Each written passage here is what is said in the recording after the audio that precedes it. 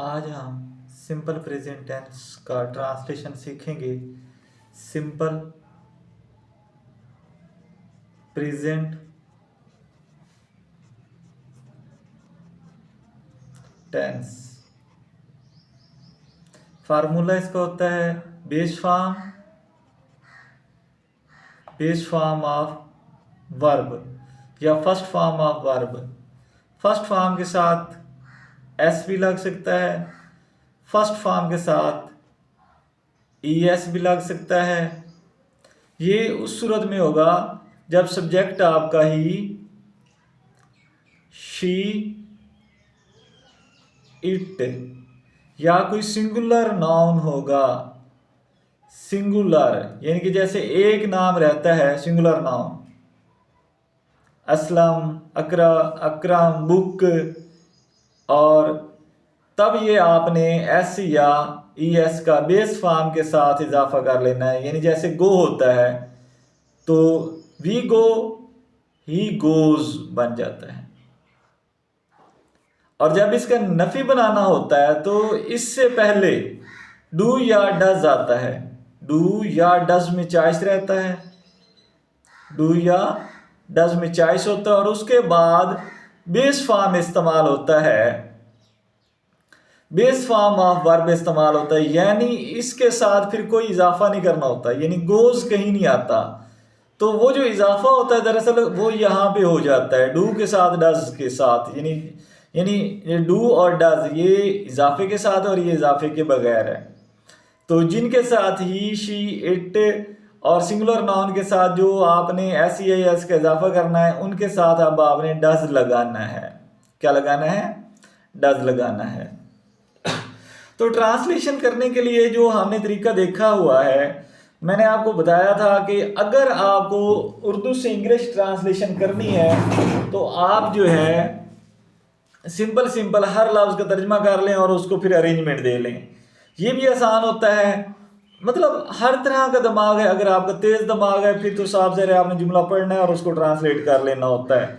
तो उसकी कंस्ट्रक्शन जो होती है वो और तरह से हो जाती है। बच्चे की जो थोड़े कमज़ोर दिमाग के होते हैं, थोड़ा उनको मुश्किल होती है समझने में चीज़ों को, या स्लो माइंड होता है, तो उनके लिए ये आसान तरीका यही है कि वो ऐसे जुमला लिखें जैसे उर्दू में है, ज़ुखरुफ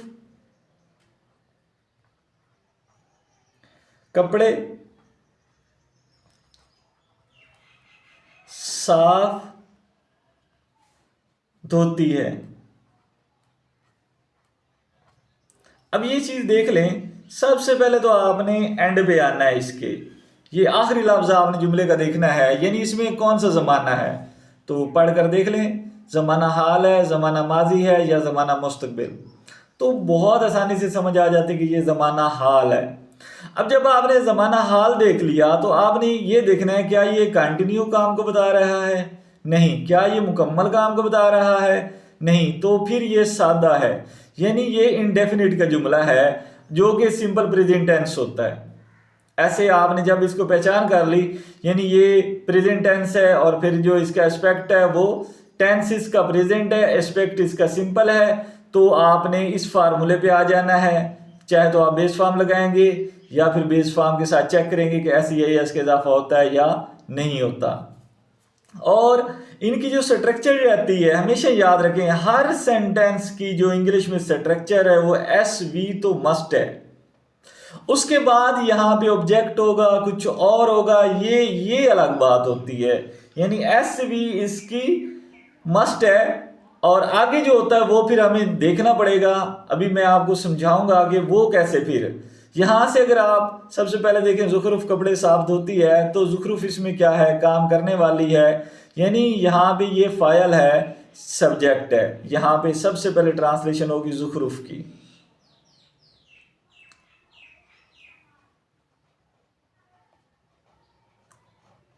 जब आपने ज़ुखरुफ की ट्रांसलेशन कर ली तो अब उसके बाद फेल आपने पहचानना है, इसमें अमल कौन सा हो रहा है, एक्शन कौन सा है। ज़ुखरुफ कपड़े साफ धोती है, धोती है धोना, धोना से धोती है, धो रही है, धो रही होगी, धो चुकी होगी। यानी ये धोना जो फेल है उसकी 4 हालतें आपको गर्दान होती है वो याद करना होती है। धोना, धोना से क्या हो जाएगा, धोना से हो जाएगा धोती है, धो रही है, धो चुकी है, धो रही है। यानी ये चार गर्दान इसकी ऐसे ही बनती हैं धोना से। तो फिर यहाँ पे धोती है तो ये आ गया आपका सिंपल टेंस आ गया। कौन सा आ गया, सिंपल। धोती है की इंग्लिश होती है वॉश, या फिर चॉइस रहती है वॉशेस, क्योंकि दोनों में से कोई एक लग सकती है। जब शुरू वाला बच्चा होता है तो उसको ये दोनों लिख लेनी चाहिए ताकि उसको समझने में आसान नहीं हो। जुखरू वाश या वाशेस, इसमें से हम बाद में देखेंगे। अब यहाँ पे जो बारी होती है वो ऑब्जेक्ट वाश करती है। क्या वाश करती है, साफ ज़ाहिर है वो इसका अब ऑब्जेक्ट बन जाएगा अगर वो है तो कपड़े, क्लोथिस, द क्लोथिस। अब ये जो साफ है ये चीज आपने देखनी है। बच्चे यहाँ पे बड़े बड़े बच्चे जो होते हैं वो मिस्टेक कर जाते हैं कि वो जो साफ है उसकी इंग्लिश क्लीन होती है और क्लीन को वो क्लोथिस से पहले लगा देते हैं, तो बिल्कुल मानी इसके बदल जाते हैं। और अगर आपने इसको यहाँ पे लगाना है, क्लीन को यहाँ पे लगाना है, ये हो गया जुखरू वाश द क्लोथिस क्लीन। अब ये क्लीन क्या होता है, और ये स्ट्रक्चर तो अब साफ ज़ाहिर है SVO से आगे बढ़ रही है, तो ये होता है कॉम्प्लीमेंट। क्या होता है यहाँ पे, ये कॉम्प्लीमेंट, यानी कि ये कंप्लीट कर रहा है इस ऑब्जेक्ट को, तो ये ऑब्जेक्ट कॉम्प्लीमेंट इसको बोला जाता है। तो जो स्ट्रक्चर बनी वो SVOC बनती है, यानी सब्जेक्ट वर्ब ऑब्जेक्ट और फिर उसका कॉम्प्लीमेंट। ये कॉम्प्लीमेंट इसको बता रहा है। अब जरा गौर करें, अब यहाँ पे ये रिजल्ट निकलता है, यानी कि अगर हम ऐसे कह दें जुखरूफ का एक नाम होता है तो इसके साथ हमने कहा था जब सिंगुलर नाउन होगा तो हम ऐसे या एस का इजाफा करेंगे, तो यहाँ पे आ जाएगा जुखरूफ वाशिज, जुखरूफ वाशिज द क्लोथिस। जुखरूफ कपड़े धोती है और क्लीन, ये जो कपड़े हैं वो बहुत अच्छे साफ सुथरे हो जाते हैं। अब अगर हम इसको ऐसे बोल दें जुखरू वाशेस क्लीन क्लोथिस, यानी इसका तो ये मतलब है कि पहले जो धुले हुए होते हैं उनको दोबारा धोने बैठ जाती है, तो वो एक बिल्कुल यानी कि एक ऐसी नॉर्मल बात नहीं रहती है कि कोई धुले हुए कपड़ों को क्यों धोता है। तो इसलिए इस क्लीन, अब ये क्लीन जो है बच्चा यहाँ पे इसकी सिर्फ जगह खराब करता है और पूरा जुमला अपना क्रॉस करवा बैठता है। बोर्ड के इम्तिहान होते हैं 9th के, उनमें ये छोटी छोटी गलतियां होती हैं। और दूसरी बात यह है कि हम बारीक बीनियों में जाते नहीं हैं, तो फिर बड़े होकर भी हम लापरवाह स्टूडेंट बनते हैं, लापरवाह राइटर बनते हैं और बहुत ज़्यादा हम लोग गलतियां करते रहते हैं। तो क्या जुमला बना, जुखरूफ कपड़े साफ धोती है, जुखरूफ वाशेज क्लीन, वाशेज द क्लोथिस क्लीन। इसमें आपने ये देखना कि जुखरूफ क्या है, सब्जेक्ट है, वाशेज क्या है उसका वर्ब है, और जो ऑब्जेक्ट है उसका क्लोथिस है, और ये जो क्लीन वर्ड है ये इसका ऑब्जेक्ट कॉम्प्लीमेंट है। कॉम्प्लीमेंट है, ऑब्जेक्ट कॉम्प्लीमेंट है, जो ऑब्जेक्ट को मजीद कंप्लीट करता है, उसके मजीद मानी बताता है। इसी तरीके से हम एक और जुमला लेते हैं, मेहनती तालिब इल्म इनाम पाते हैं। एक जुमला और ट्रांसलेट के लिए, मेहनती तुलबा इनाम पाते हैं। अब देखिए, मेहनती तुलबा इनाम पाते हैं, फिर वही बात, हमने पहले सब्जेक्ट ले लेना है, वर्ब ले लेना है, यहां तक तो हर जुमला आएगा। इससे आगे वो जो है वो कन्वर्ट हुआ करेगा, वो अलग बात है। मेहनती तुलबा, अब देखें तुलबा जो हैं वो स्टूडेंट्स होते हैं। अब ये उनकी एडजेक्टिव है, इसमें सिफ्त है मेहनती तुलबा, यानी कि ये तुलबा को इसमें सिफ्त है जिसे हम एडजेक्टिव कहते हैं मेहनती तुलबा। यानी अब ये होगा द हार्ड वर्किंग स्टूडेंट्स, यहां पे हो जाएगा द हार्ड वर्किंग मेहनती, हार्ड वर्किंग स्टूडेंट्स, ये आपका है सब्जेक्ट। अब यहां पे वर्ब आएगा द हार्ड वर्किंग स्टूडेंट्स। अब देखिएगा मेहनती तुलबा, ये सारा लफ्ज हो गया है हमारा। अब इसको हम अगर चाहें तो इसको काट सकते हैं, क्योंकि ये हमारा हो चुका है, तो इसको बेशक आप एलिमिनेट कर दें। इनाम पाते हैं, पाते हैं कि इंग्लिश जो होती है वो गेट होती है या गेट्स होती है, गेट या गेट्स। तो आप चेक कर लें, स्टूडेंट्स है तो ये प्लूरल है, जब प्लूरल होता है तो हमने बेस फॉर्म इस्तेमाल करनी होती है, उसके साथ SEIS का इजाफा नहीं करना होता। The hard working students gate. अब ये पाते हैं का भी ट्रांसलेशन हो गया, बाकी बचा हमारे पास एक ही लफ्ज इनाम। ये असल में इनाम प्राइज होता है, तो हम यहाँ पे प्राइजेज लगाएंगे कि इनामात पाते हैं, क्योंकि ज़्यादा तलबा हैं तो एक ही इनाम उनको नहीं मिल रहा, हर तलबा को अलग अलग इनाम मिल रहा है, तो इसलिए हम लिखेंगे hard working students get prizes. एक लफ्ज़ इनाम तो एक इनामात नहीं लिखा, लेकिन फिर भी आप इसका जो कॉन्टेक्स्ट होता है, वो जो सियाक व सबाक है, उसको पढ़कर समझने की भी कोशिश किया करें। तो सब्जेक्ट वर्ब और ये इसका ऑब्जेक्ट है, यानी ये SVO। अब गेट करते हैं, क्या करते हैं, प्राइजेस, तो इसका ये डायरेक्ट ऑब्जेक्ट है, यानी ये एक्शन इसके साथ हुआ है, इस पर ही हुआ है।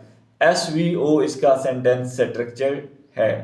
हर जुमले का सेंटेंस स्ट्रक्चर के साथ ट्रांसलेशन करके याद करें तो ज़्यादा आसान रहता है। और जो सबसे अहम बात है वो ये है कि आप इसकी गर्दान ज़रूर याद कर लिएंगे फेल की। पाते हैं कि क्या होगा, पाना, पाना से फिर पाते हैं, पा रहे हैं, पा चुके हैं, पा रहे हैं। ये ऐसे मेहनती तुलबा इनाम पाते हैं, मेहनती तुलबा इनाम पा रहे हैं, मेहनती तुलबा इनाम पा चुके हैं, मेहनती तुलबा जो है 2 घंटे से इनाम पा रहे हैं, हासिल कर रहे हैं, वसूल कर रहे हैं। यही हो जाएगा, गेट हो जाएगा। पा रहे हैं, हासिल कर रहे हैं, वसूल कर रहे हैं, गेट ही आपने लगाना है।